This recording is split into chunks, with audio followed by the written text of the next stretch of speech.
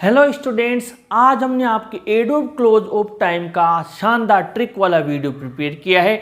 जैसा कि आपको पता है हम क्लोजेज कंटिन्यू पढ़ रहे हैं। हमने सबसे पहला जो पार्ट पढ़ा उसमें क्लोजेज क्या होते हैं, क्लोजेज को कैसे पहचानते हैं, कितने प्रकार के होते हैं, साथ ही एक सेंटेंस में कितने क्लोजेज हैं इसका पता लगाया सीखा हमने कि कैसे उसका पता लगाते हैं। दूसरे पार्ट में हमने सीखा नाउन क्लोज और नाउन क्लोज के सेंटेंसेज और नाउन क्लोज को कैसे पहचानते हैं, नाउन क्लोज के क्वेश्चंस को एग्जाम में कैसे सोल्व करते हैं वो ट्रिक्स। और अगला जो हमने वीडियो था उसमें एडवर्ब क्लोज क्या होते हैं और एडवर्ब क्लोज ऑफ कंडीशन हमने सीखा। आज के इस वीडियो में हम आपके लिए लेकर आए हैं एडवर्ब क्लोज ऑफ टाइम यानी समय वाले उपवाक्य। अब आपके जो भी इसमें कंजंक्शंस होते हैं वो हमने यहाँ पर लिख दिए, जो टाइम को आपके लिए लेकर आते हैं, जो आपको समय बताते हैं, वो हमने यहाँ पर सारे आपके जितने भी हैं वो सब यहाँ पर लिख दिए हैं। लगभग हमने पूरे यहाँ पर आपके लिए लेकर आए हैं। अब यहाँ पर हमने एक नोट लगाया हुआ है। नोट ये है कि यदि क्वेश्चन का सेंटेंस फ्यूचर टेंस में दिया हुआ है तो टाइम क्लोज से जोड़ते समय वो प्रेजेंट टेंस में चेंज कर दिया जाता है। ये विषय ध्यान रखना है। अगर वो किस में दिया हुआ है तो ये ध्यान रखना है। ये इसीलिए मैंने सबसे पहले लिख दिया। बहुत सी बार ऐसी चीज़ें वीडियो के लास्ट में बताई जाती है या बीच में बताई जाती है, लेकिन मैंने स्टार्टिंग में इसे लिख दिया क्योंकि स्टूडेंट्स यहाँ पर गलती कर देते हैं। और इसका एग्जाम्पल भी आपके लिए लिख दिया मैंने। यहाँ पर वेन वाला टाइम क्लोज आपके लिए यहाँ पर टाइम वाला कंजंक्शन लिया है। जैसे ही will come we will play cricket, ये भी फ्यूचर में है और ये भी फ्यूचर में है। विल सेल तो हर बच्चा जानता है कि ये फ्यूचर टेंस है। हमें क्या करना है, जब हम ये टाइम वाला कंजंक्शन लगाएंगे तो उस वाले सेंटेंस को, उस वाले क्लोज को प्रेजेंट में बदल देंगे, प्रेजेंट टेंस में, वर्तमान में। बाद वाला फ्यूचर में रहेगा, वो वाला जहाँ वेन कनेक्ट करेंगे। आइए देखते हैं कैसे इनको जोड़ते हैं। वह आएगा, हम क्रिकेट खेलने जाएंगे या हम क्रिकेट खेलेंगे। तो जब वो आएगा, यूं ही है, यूं ही बनाएंगे, जब वो आएगा। ऐसे ही बोलेंगे, हिंदी में भी ऐसे ही बोलेंगे, जब वो आएगा।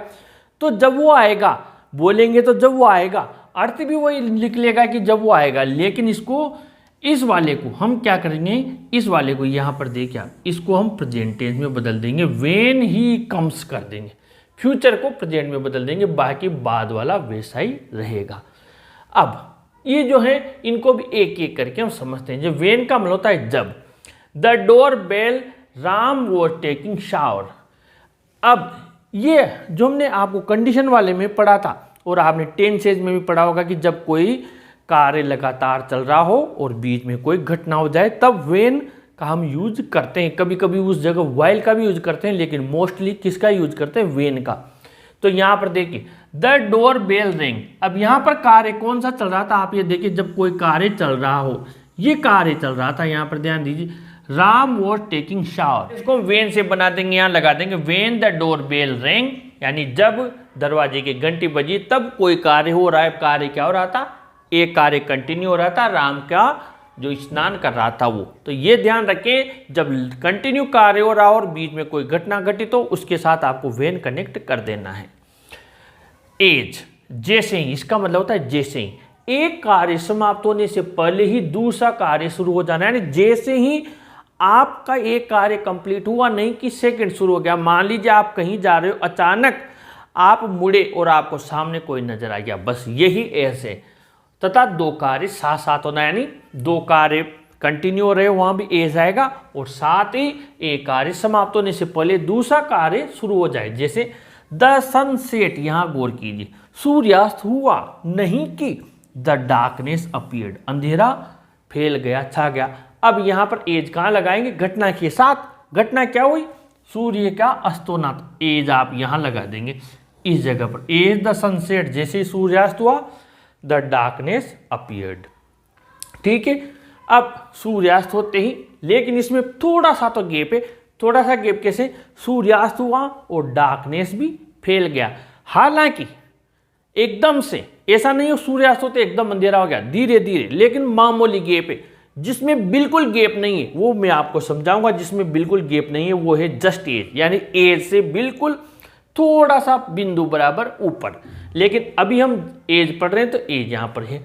सिंस का मतलब होता है जब से, तब से, यानी कोई पॉइंट ऑफ टाइम, कोई ऐसा समय जो आपको एक निश्चित अवधि बता दे।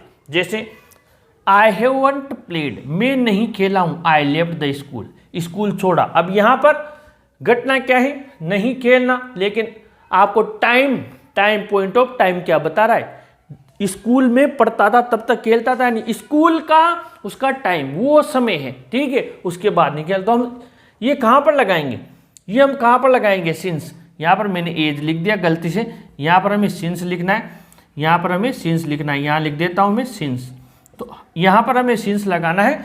तो आई हैवंट प्लेड, मैं नहीं खेला, कब से, since I left the school, यानी ये आपको टाइम, ये वाली क्लोज बता रही है टाइम, जब से मैंने तब से स्कूल छोड़ा तब से मैं नहीं खेला।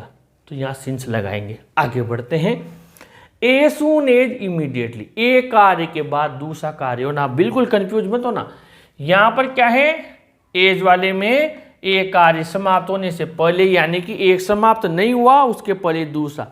यहां क्या है, एक कार्य के बाद दूसरा कार्य होना। जैसे आई रीच द स्कूल, मैं स्कूल पहुंचा, स्कूल पहुंच गया, स्कूल पहुंचते ही क्या हुआ, घंटी बज गई, द बेल रिंग। तो ए सून एज से जोड़ना है, as soon as I reach the school, जैसे मैं स्कूल पहुंचा, आपके पहुंचने के बाद क्या हुआ, घंटी बज गई, ठीक है। इसके बाद में टिल अनटिल, इसका मतलब होता है जब तब या जब तक नहीं, ध्यान देना। टिल का मतलब होता है जब तक, यहां पर जब के बजाय हम लिख देते जब तक, जब तक लिख देते हैं यहां पर, जब तक। टिल का मतलब होता है जब तक, ये पॉजिटिव में है और एक नेगेटिव में, ये ध्यान रखें आप। टिल और अनटिल, ये ध्यान रखें, एक पॉजिटिव में है एक नेगेटिव में। टिल का मतलब जब तक और इसका मतलब जब तक या तब तक नहीं, ठीक है। टिल का मतलब होता है जब तक, जब या तब तक, और अनटिल का मतलब जब तक या तब तक नहीं, ठीक है। जब तक नहीं या तब तक नहीं, ये पूरा होगा इसका, जब तक नहीं या तब तक नहीं। जैसे हम किसी से कह रहे हैं कि यहां पर इंतजार करना, टिल, जब तक मैं आऊं तब तक इंतजार करना। आप इसे ऐसे भी कह सकते हैं, मैं यहां हूं, मैं नहीं आ जाता हूं तब तक यहाँ इंतजार करना है, जब तक मैं नहीं आ जाऊं। दोनों तरीके से, जब अब जो चीज़ हम हिंदी में कह सकते हैं वही चीज़ इंग्लिश में कह सकते हैं। ये केवल मात्र भाषा है और कहने बोलने का तरीका सेम रहता है, इसलिए कंफ्यूज बिल्कुल न हो। हमने यहाँ पर लिख दिया टिल अनटिल, जब तक नहीं और तब तक नहीं। तो वेट हियर, इंतजार करना, आई रिटर्न, मेरे आने तक। अब आपको कहने का दो तरीके हैं, wait here till I return, oblique wait here until I return. मैं आऊं तब तक यहाँ इंतजार करना, मैं आऊं तब तक, मैं नहीं आ जाऊं तब तक यहाँ पर इंतजार करना। अनटिल का मतलब जब तक नहीं, जब तक मैं लौट कर नहीं आऊं यहाँ इंतजार करना। टिल मैं लौट कर आऊं तब तक यहाँ इंतजार करना, ठीक है। यानी आप कंफ्यूज मत होना, दोनों में से एक लगा देना। वाई, जब दो कार्यों का साथ साथ होना, जब दो कार्य साथ साथ हो, जैसे सी वॉज वॉचिंग टीवी, वो टीवी देख रही थी। Her mother was cooking food, उसकी माँ खाना पका रही थी। तो आप जब दो कार्य एक साथ हो रहे हैं तो टेंशन नहीं करनी, यहाँ बीच में हमें वाई लगा देना है। यानी कि वो तो टीवी देख रही थी जबकि उसकी माँ खाना पका रही थी, ये दो कार्य एक साथ साथ हो गए। और इसके अलावा I met a lot of people, इसका मतलब जिस समय भी होता है आई वॉज ऑन हॉलीडे, जब मैं छुट्टी पर था तो मैं कई लोगों से मिला। तो यहाँ पर क्या करेंगे, समय कौन बता रहा है छुट्टी पर होना, तो वाइल कहाँ लगा देंगे यहाँ पर, I met a lot of people वे while I was on holiday, ये वाइल का हो गया। जस्ट एज, अभी मैंने आपसे कहा था एज, ए सून एज, इमीडिएटली, और एक होता है जस्ट एज। जस्ट एज का मतलब एट द एग्जैक्ट टाइम, बिल्कुल सेम, एक सेकंड भी इधर उधर नहीं। जैसे ही कोई, जैसे मान लीजिए कोई किसी ने बॉल को हिट किया और सीधा कैच हो गया, बिल्कुल वही चीज़ है। यानी देखिए ठीक उसी समय, she stepped on a banana skin, उसने जैसे ही केले के छिलके पर पैर रखा, पैर रखने के बाद ये तो नहीं, थोड़ी देर इधर उधर इंतजार किया, फिर गिरी, पैर रखते ही क्या हुआ, सी फेल डाउन, पैर रखा नहीं कि स्लिप होके गिर गई, बस वही बात है। यानी जस्ट एज, इसको बनाएंगे सी स्टेप्ड ऑन अ बनाना, इसको जस्ट एज यहाँ लगा देंगे इस जगह सबसे आगे, जस्ट एज, जैसे, क्योंकि घटना पहले कौन सी हुई वहीं पर क्लोज जाएगी। जस्ट एज, जैसे ही उसने बनाना स्किन पर पैर रखा, सी फेल डाउन, वो गिर गई। बिफोर का मतलब पहले होता है, अभी हमने कंडीशनल में भी बिफोर आफ्टर सीखा था। The patient had died the doctor came, doctor के आने से पहले ही मरीज मर चुका था। पहले घटना क्या हुई, बिफोर का मतलब क्या होता है पहले, तो पहले क्या हुआ, डॉक्टर आया, मरीज मरा। पहले क्या हुआ, ये आपके देखिए यहाँ पर हेड डाइड दिया हुआ, यानी कि डॉक्टर आने से पहले मरीज मर चुका था। तो बिफोर कहाँ लगाएंगे, डॉक्टर से आने के पहले। The patient head died before the doctor केम। अब इसमें 2-4 और बच रही है, उन्हें भी देख लेते हैं।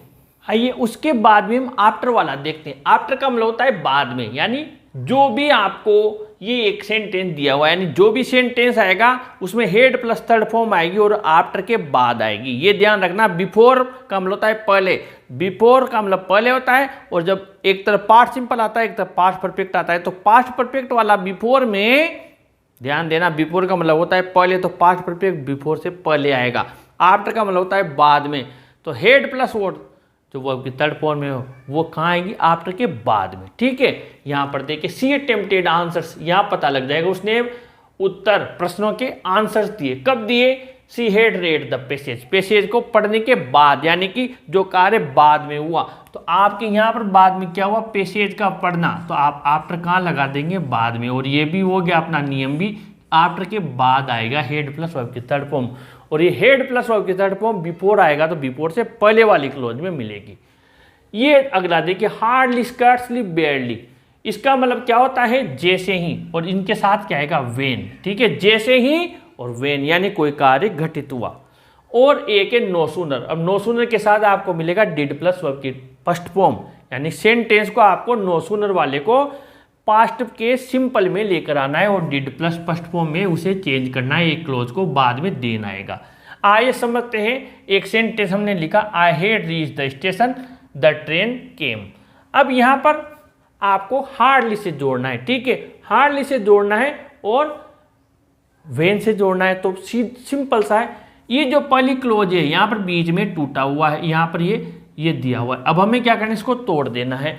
तो आई हैड रीच द स्टेशन, जब मैं स्टेशन पहुंचा, यानी जैसे ही मैं स्टेशन पहुंचा, तो पहले वाले में आपको क्या करना है, यहाँ पर वर्ब के बाद में, यानी हेल्पिंग वर्ब और वर्ब के बीच में हार्डली लगा देना। ये आई का आई लिख दिया, हेड का हेड लिख दिया, और यहाँ पर इस जगह पर ध्यान देना, वर्ब मेन वर्ब और हेल्पिंग वर्ब के बीच में हार्डली लगा दिया। I had hardly reach the station. अब ये जो बीच में 2 क्लोजेज हैं, इनके बीच में वेन लगा देना, इस जगह पर वेन लगा देना, वेन द ट्रेन केम, और ये वैसा का वैसा लिख दिया, ये देख लीजिए आप।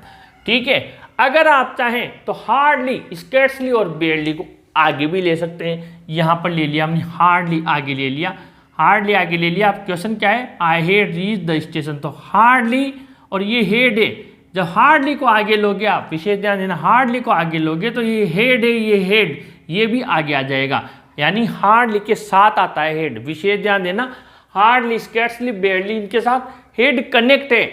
देखिए यहाँ पर भी हेड के साथ है, बस फर्क ये है कि यहाँ सब्जेक्ट आगे है, इसलिए हार्डली सहायक क्रिया के बाद आया।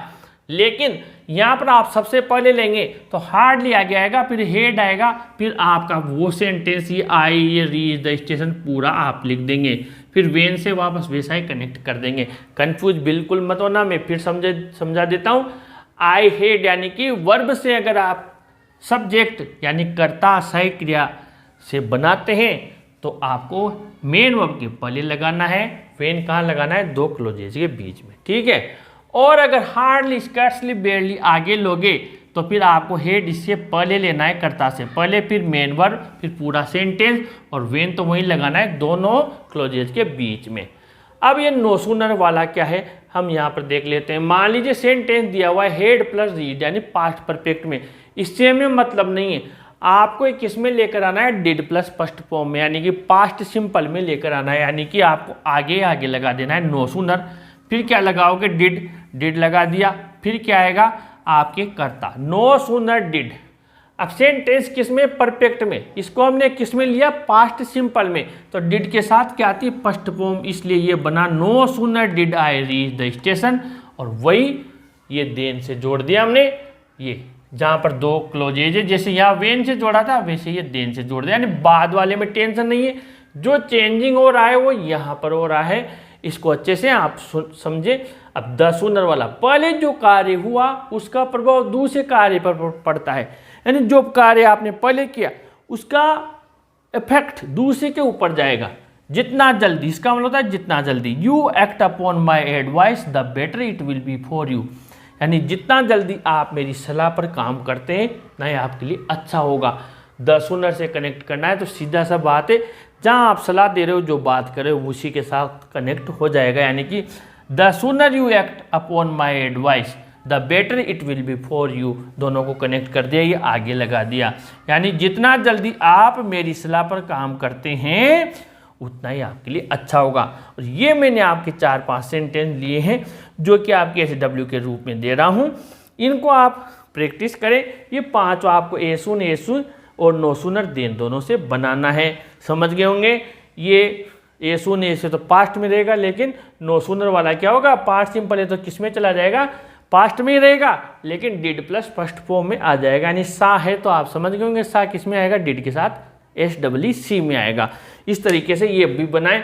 और जितने भी आपके पास में गाइड पासबुक हैं, जहाँ से भी लें, आप इनकी प्रैक्टिस करें, क्योंकि ये अभी हमने नहीं सीखा तो फिर क्लोजेस नहीं आई तो हम सिंथेसिस बिल्कुल नहीं कर पाएंगे। इसीलिए सिंथेसिस से पहले क्लोजेज पढ़ाई जाती है, ताकि सिंथेसिस बहुत अच्छे से कर पाएँ, क्योंकि दोनों ही बहुत टिपिकल चैप्टर हैं। ये दोनों शानदार टॉपिक हैं, लेकिन काफ़ी टिपिकल हैं। इसलिए अब हमारे पास में एक और बच रहा है, आपके relative close of time, relative close. तो रिलेटिव क्लोज हम ये आज आपकी एडवर्ब क्लोज कंप्लीट होगी। अगले वीडियो में हम रिलेटिव क्लोज या एडजेक्टिव क्लोज भी बोलते हैं, वो सीखेंगे। इस वीडियो को जरूर लाइक शेयर कीजिए और अपने चैनल को भी जरूर सब्सक्राइब कीजिए स्टूडेंट्स। Thank you.